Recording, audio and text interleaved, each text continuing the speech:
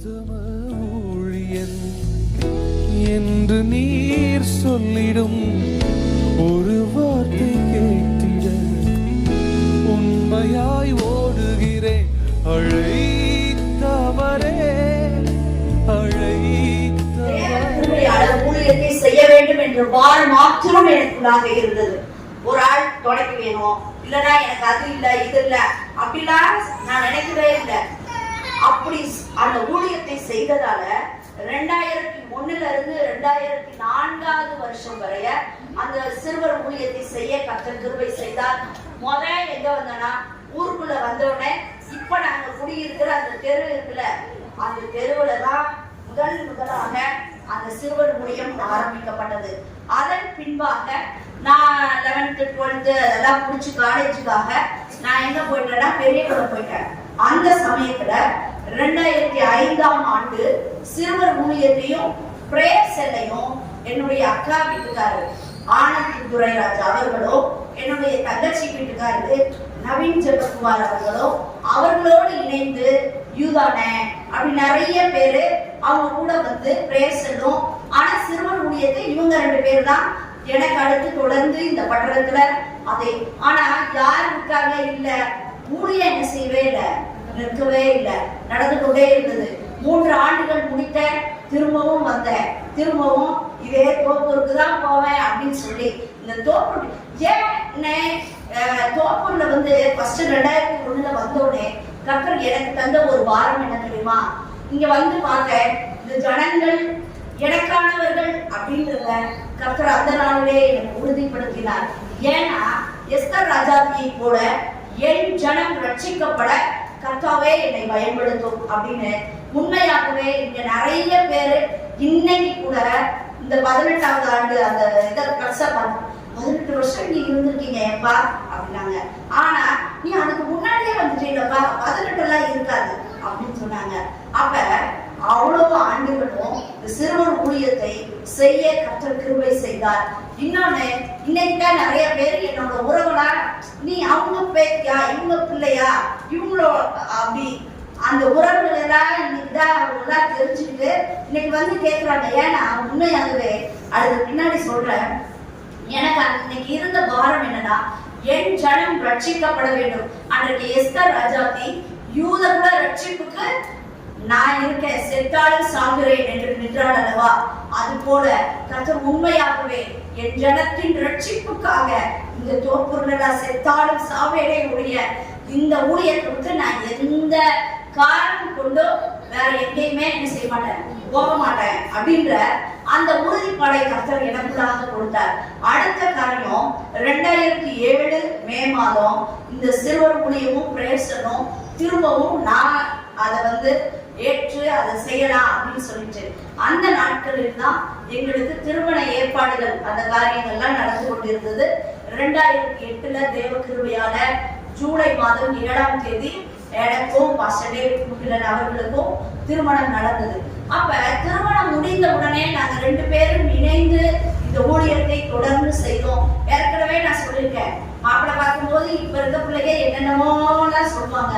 ஆனா எங்க அப்பா சாட்சி, கர்த்தர் சாட்சி, நான் சொன்ன ஒரு 3 காரியம் சொன்னேன். அதுல மிக முக்கியமான காரியம், அந்த மாப்பிள்ளை யாரா இருந்தாலும் பரவாயில்ல கல்யாணம் பண்ணிக்கிறேன், ஆனா அவர் வீட்டுக்கோ அவர் இடத்துக்கோ நான் என்ன செய்ய மாட்டேன், போகவே மாட்டேன். அப்ப வீட்டோட மாப்பிள்ளைய வச்சுக்கோமா, இல்ல தோப்பூர் பட்டணத்துலதான் என்ன செய்யணும், என்னோட சேர்ந்து ஊழியர் செய்கிறவராக இருக்கணும். அப்ப இந்த நான் வந்து நினைத்த என்னுடைய இயக்கங்கள் விருப்பங்கள் எல்லாமே தோப்பூர் தான். அதனாலதான் ஆண்டவர் இந்நாள் வரை இந்த இடத்துல நிலைப்படுத்தி வைத்திருக்கிறார். நாங்க 2 பேரும் சேர்ந்து அந்த ஊழியத்தை ஆரம்பித்தோம். 2 பேரும் சேர்ந்து அந்த ஊழியத்தை செய்யும் போது அப்ப சாலையில நாங்க இல்லை. அப்ப ஊழிய அந்த 2007 மேலேயும் நம்ம பாஸ்ட் வந்து நியூ எலிவேஷன் அப்படின்ற அந்த ஊழியத்துல அவங்க வந்து இருந்தாங்க. அந்த பாஸ்ட் எங்க இருக்காங்கன்னா நம்ம மீனாட்சி மிஷன் ஹாஸ்பிட்டல் இருக்குல்ல குளம்புரம் அந்த சைடு. அப்ப எல்லாம் எங்களோட ஊழியம் என்ன தெரியுமா, ஆனா அந்த ஸ்தாபனத்துல இருந்தோம்.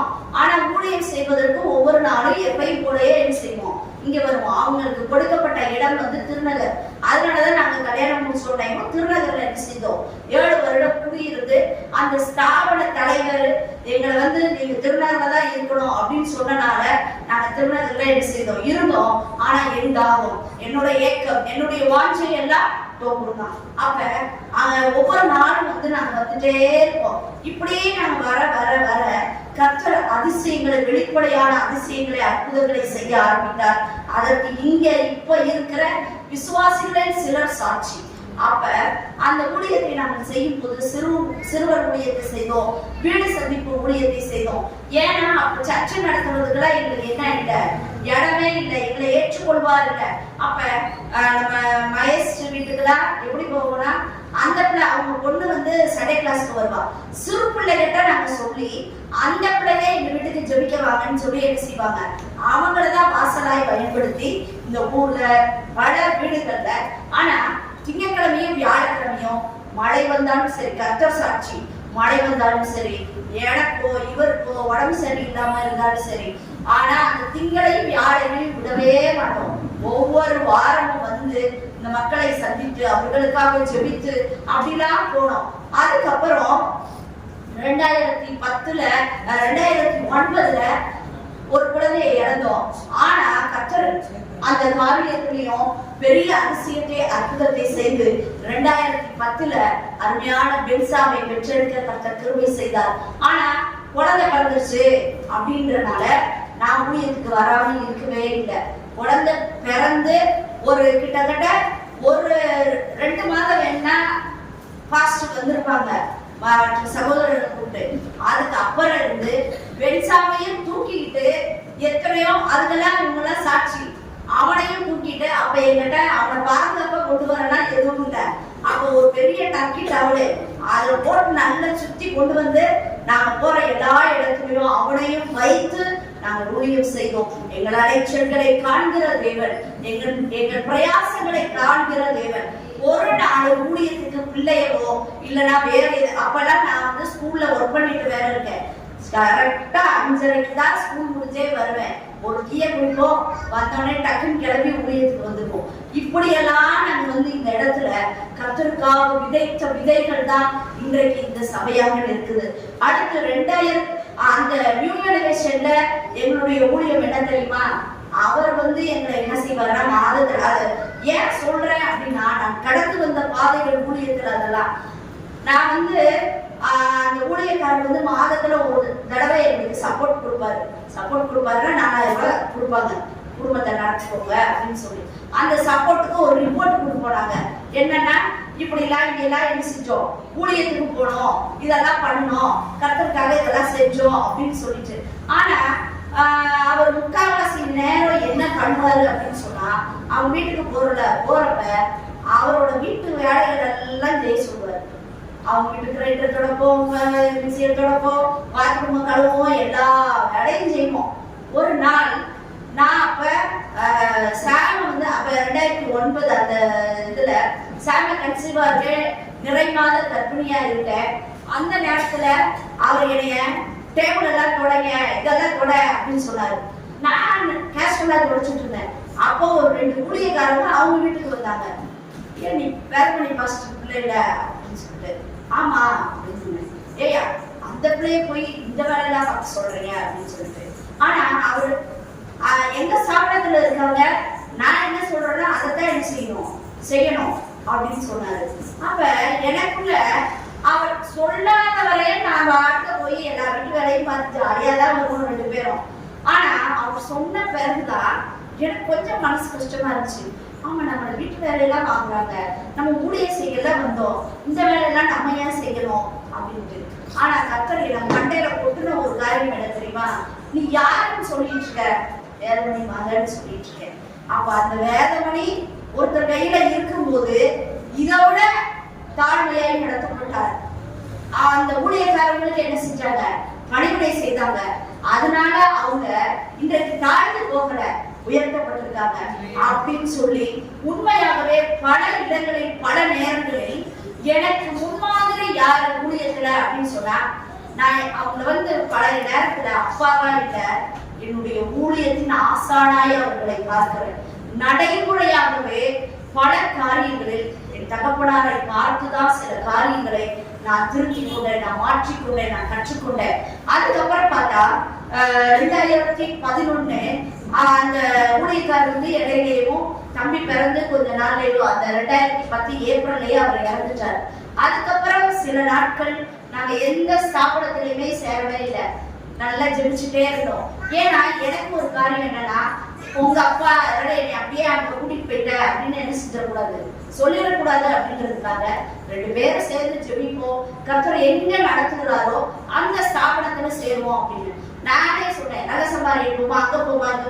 அப்ப நம்ம பாஸ்டர் தெளிவா சொன்னாங்க, நம்ம பாஸ்டர் எத்தனையோ ஊழியக்காரங்களை வச்சு வழி நடத்திட்டு இருக்காங்க. நம்ம இனிமே ஒருபோதும் வேற எந்த ஸ்தாபனத்திலே என்ன செய்ய வேண்டாம், சேர வேண்டாம் அப்படின்றனால 2011 ஜனவரி மாதம் 8ஆம் தேதி சாலேமின் கிளை சபை ஊழியர்களாக சேரோம் அப்படின்ட்டு எங்க பட போனோம். நானும் என் வீட்டுக்காரர். அப்ப எங்க அப்பா சொன்னது என்ன தெரியுமா, சரி மகன் வந்து சேர்த்துக்கணும் அப்படின்னு சொல்லுற, நீ வேற ஸ்தாபனத்துக்கு போ. 2 பேரும் போய் ஒரு வாரம் ஜெபிங்க. ஜெபிச்சதுக்கு அப்புறம் கர்த்தர் மறுபடியும் இந்த ஸ்தாபனத்தை காட்டுவாரானால் இங்க இணைக்கப்படுவீர்கள் அப்படின்னு சொன்னா கடைசி வரை நிலைத்திருப்பீங்கன்னா இங்க உனக்கு காசெல்லாம் என்ன செய்ய மாட்டோம், தரையே மாட்டோம். விசுவாசத்துலதான் என்ன செய்யணும், ஊழியம் செய்யணும். அப்படின்னா இங்க வாங்க. அந்த மாதிரி சப்போர்ட்டும் கொடுக்க வேண்டாம், ரிப்போர்ட்டும் கொடுக்க வேண்டாம். நீ எல்லாமே யாருக்கு மட்டும்தான் உண்மையா இருக்கணும், கர்த்தருக்கு மாத்திரம் உண்மையாய் நடந்து கொள்வாயா அப்படின்னு கேட்டாங்க. ஒரு வாரம் வந்தோம், அதுபடியே ஜெபித்தோம். கர்த்தர் மறுபடியும் வசனத்தின்படி நீ போய் அடங்கிரு அப்படின்னு சொன்னாரு.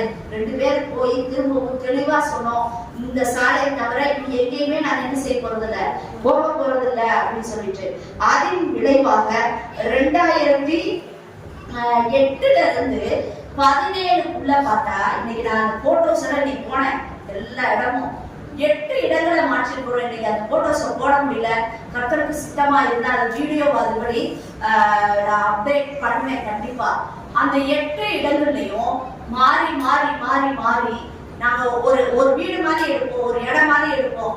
அங்க எங்களை போதும் இனிமே எங்களுக்கு இந்த இடம் வேணும் இப்படி மாத்திக்கிட்டே இருந்தாங்க. கடைசியா அந்த மூர்த்தி அந்த இடத்துலதான் ஒரு மாலை நேர ஆராதனையை ஆரம்பித்தோம். அதன் பின்பு அங்கேயா உங்க வீடு வேணும் அப்படின்னு கேட்டாங்க. அதுக்கு அப்புறம் தான் தேவ கிருபையால எங்களுக்கே தெரியாது இந்த இடத்த நம்முடைய தலைமை போதகர் பார்த்திருப்பது. ஆனா 2017ஆம் ஆண்டு இந்த தேவாலயத்தை கட்டி அவர்களுடைய 60வது பிறந்த நாளை முன்னிட்டு பிரதிஷ்டை செய்ய ஒரு தற்காலிக நிரந்தரமான இடத்தை கர்த்தர் எங்களுக்கு ஏற்படுத்தி தந்தார். ஆனா இந்த நாட்கள்ல இடம் இல்ல, பிள்ளை இருக்கு, இல்லைன்னா வேற ஏதாவது ஒரு காரியம் அசௌகரியமான எதையும் சொல்லி தோப்பூருக்கு வராமலோ தோப்பூர்ல ஊழியம் செய்யாமலோ இல்ல. அது நான் யோசிச்சு பாக்குறேன், ஏன் என்னால மட்டும் முடியுதுன்னு. எனக்கு என் மேல ஆண்டவர் அவ்வளவு அந்த மரியாதை பாருங்க, ஏன் அவ்வளோ பெரிய நடந்த இடத்தை உடைச்சா அப்படின்னா அவ சொல்றா, அவ்வளவாய் மன்னிக்கப்பட்ட, அவ்வளவா அன்பு கொடுக்கிறேன்னு. உண்மையாகவே கர்த்தர் என்னையும் கூட இந்த ஊழியத்துக்கு வரவே மாட்டேன்னு ஓட்டமா ஓடினாரு நானு. ஆனா என்னையும் கர்த்தர் தேர்ந்தெடுத்து இந்த ஊழியத்தை நிலைப்படுத்தினதுனால என்னால சோர்ந்து ஒரு நாள் என்ன செஞ்சதே இல்லை, நானு உட்கார்ந்ததே இல்லை. ஒவ்வொரு நாளும் இந்த ஊழியத்திற்காக ஓடி ஓடி ஓடி ஓடி வந்த பிரயாசத்தை கண்டு இன்றைக்கு இந்த தேவாலயத்தில 18 ஆண்டுகளை கடந்து 19வது ஆண்டை காண கர்த்தர் கிருபை செய்திருக்கிறார். அதுலயும் கூட முதல் விசுவாசி யாரு அப்படின்னா எங்க குடும்பத்தார் மாத்திரம் தான். அடுத்து வந்த ஒரு குடும்பம் யாருன்னா மரியசெல்வி சிஸ்டர். அடுத்து வந்த ஒரு குடும்பம் தான் நம்ம எலிசபெத் சிஸ்டர். அவங்களும் எப்படி வந்தாங்கன்னா அவங்களோட பொண்ணு சிவனேஸ்வரி, அவள் சண்டே கிளாஸ்க்கு வரனால அவங்க அம்மா கூட்டிட்டு வந்தா. அப்படியே அவள் தான் இந்த ஊழியத்தின் முதல் கனி. என்னோட சிறுவர் ஊழியத்தின் கூட கர்த்தர் எனக்கு தந்த முதல் கனி அவ. உண்மையாகவே அந்த பிள்ளை அந்நாள் எப்படி கிறிஸ்துவுக்காக நின்றாலோ இந்நாள் வரைய அதே விசுவாசத்தில் அதே பக்தி வைராக்கியத்தில் கர்த்தருக்காக நிற்கிறார் என்கிறத நான் கேட்கும்போது உண்மையாகவே கர்த்தருக்கு நான் நன்றி செலுத்துகிறேன். அடுத்து இங்க ஞாயிற்றுக்கிழமை நம்ம எடுத்த சில பிள்ளைங்க இந்நாள் வரைய அவங்க வெளியிடத்துக்கு வேலைக்காக பல காரியங்களுக்காக வெளியில போனாலும் இன்னும் இந்த சபையோட இணைந்து தேவனுக்கு மகிமையாக அவங்க இருக்கிற இடங்கள்ல கர்த்தருக்கு மகிமையாக இருக்கிறாங்க.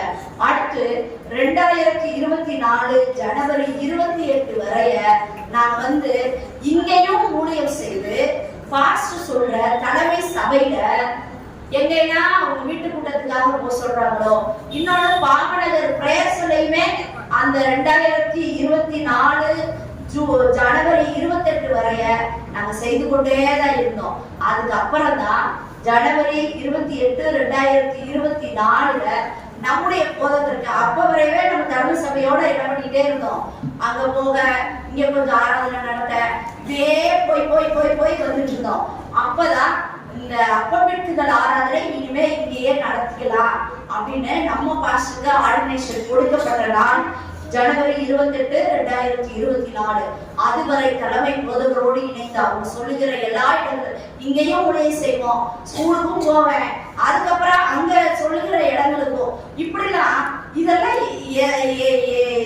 என்ன அப்படின்னு சொன்னா திரும்ப நான் நினைவு கூறுகிற காரியம் கர்த்தர் எனக்கு பாராட்டின கிருபை.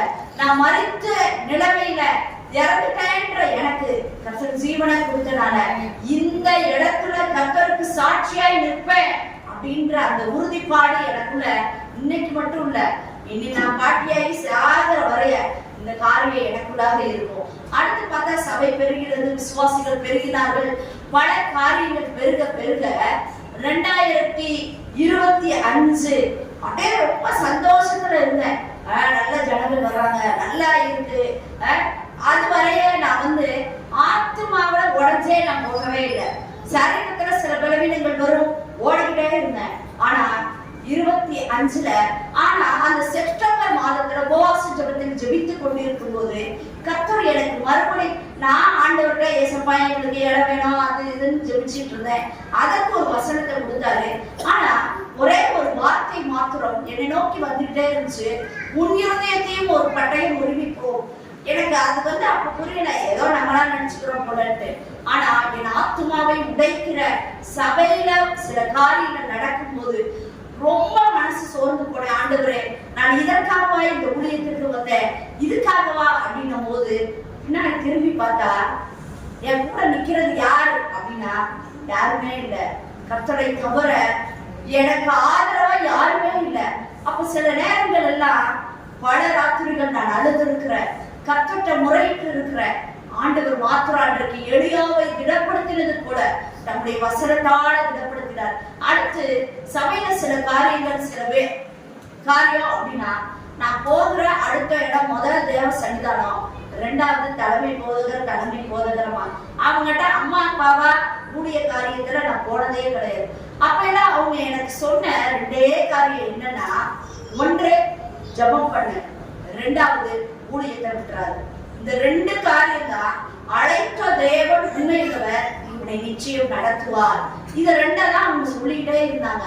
அப்ப நான் அதை பிடித்து கொண்டேன். ஆண்டவரே, அழைத்த தேவன் நீர் உண்மையுள்ளவர், என்னை நடத்த நீர் வல்லவர். உண்மையாகவே அடுத்த காலங்கள் 2-3 மாசம் போச்சு.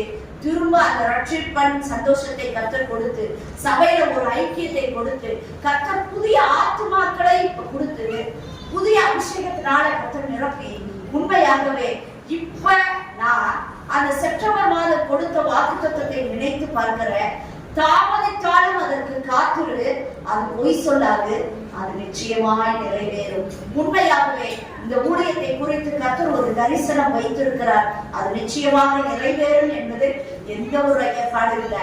அப்படி ஆண்டவர் நடத்தி வந்த வழிகளை நினைத்து பார்ப்போமானால் உண்மையாகவே கிரகிக்க முடியாத காரியங்களை, எண்ணி முடியாத அதிசயங்களை கர்த்தர் செய்திருக்கிறதுனாலதான் இந்த தோப்பூரை விட்டு போகவே கூடாது அப்படின்ற அந்த வைராக்கியத்தை கர்த்தர் எனக்குள்ளாக என்ன செய்தார் வந்தார். உண்மையாகவே இப்ப போகும்போது வரும்போது இங்க இருக்கிற மக்கள் எல்லாம் பார்க்கும்போது ஒரு குடும்ப அந்த காரியம் தான் எனக்குள்ள இருக்கும். இந்த மக்கள் எல்லாம் என் மக்கள், இவங்களுக்காக ஒவ்வொரு நாளும் திறப்பின் வாயில நிற்க வேண்டியது கர்த்தர் என்ன வச்சிருக்கிறாருங்க.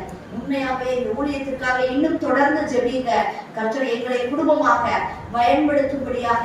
அது போல உண்மையாக இந்த நேரத்துல நம்முடைய பாஸ்டரையும் பிள்ளைகளையும் நான் வந்து பல நேரத்துல இந்த ஊழியத்துல இவ்வளவு தூரம் செயல்படுகிறோம் அப்படின்னு சொன்னா, ஆண்டவர் எனக்கு நல்ல கற்பத்தின் கலைகளை கற்றுத் தந்திருக்கிறார். அந்த பிள்ளைகளும் இந்த ஊழியத்துல தேவனுக்கு மகிமையாக இணைந்திருக்கிறார்கள் அப்படின்றது உண்மையாகவே ஆண்டவருக்கு நான் நன்றி சொல்லுகிறேன். அதை காட்டிலும் மேலாக இன்றைக்கு பாட்டு எழுதினார்ல ஜீவன், உண்மையாகவே அவனை நினைக்கும் போதெல்லாம் நான் ஆண்டவருக்கு நன்றி சொல்வேன். அவன் இந்த சர்ச்சை கூட்ட இதெல்லாம் வரும்போது எப்ப பார்த்தாலும் நம்ம ஆட்டி ஒரு பாட்டு எழுதிருக்கேன், ஆட்டி ஒரு பாட்டு எழுதிருக்கேன், சரிப்பா எழுதுப்பா அப்படின்னு சொல்லுவேன். உடனே என்ன பண்ணுவார் அவரு, எழுதிட்டு எனக்கு அனுப்பிச்சிருவாரு, இது வரீங்களா கரெக்டான்னு பாருங்க, இதெல்லாம் வசனப்படி இருக்கான்னு பாருங்க. உடனே நம்ம பெரியவர் பின்னாடி இருக்கிற பெண்கள் அதுக்கு இந்த பாட்டுக்குமே பாடல் எழுதி அவங்க 2 பேரும் சேர்ந்துருவாங்க. உண்மையாகவே என் பிள்ளைகள் சத்தியத்தில் நடக்கிறார்கள் என்பதை ஏற்படுத்துவதை பார்க்கிறோம். பெரிய சந்தோஷம் இல்லவே இல்லை. இந்த 19வது ஆண்டின் ஒரு பெரிய ஒரு சந்தோஷமே அந்த பிள்ளைகள் வந்து உண்மையாகவே கர்த்தருக்குள் நிலைத்திருக்கிறார்கள், கர்த்தருக்காக வழிபடுறாங்க. அவங்க இந்த ஒரு காரியம் இன்னும் ஒவ்வொருத்தருக்குமே சொல்ல முடியும். அது போல சிறுவர் மூலியம் நான் ஒரு இடத்துல நடத்துறேன். இன்றைக்கு என்னுடைய வாழ்வு பிள்ளைகள் இணைந்து 7 இடங்கள்ல இந்த சுற்றில இருக்கிற கிராமங்கள்ல நாங்க சிறுவர் முயற்சி செய்கிறோம், பிரேயர்ஸ் நடத்துகிறோம். அது போல ஒரு சபையை ஒரு இடத்தை கட்டளைகளுக்கு காண்பித்தார். அதன் விளைவாக கருவேலப்பட்டியில இதனுடைய இணை கிளை சபையும், அடுத்து மூடாண்டி பகுதியில அதனுடைய இணை இந்த சபையோட இணைந்த ஒரு கிளை சபை உண்டாக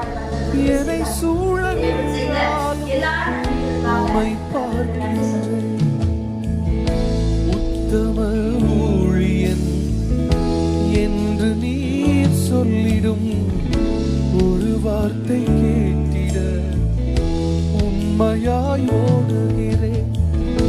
உத்தம ஊழியன் என்று நீர் சொல்லிடும் ஒரு வார்த்தை கேட்டிட உண்மையாய் ஓடுகிறேன். அழைத்தவரே அழைத்தவரே என் ஊழியத்தின்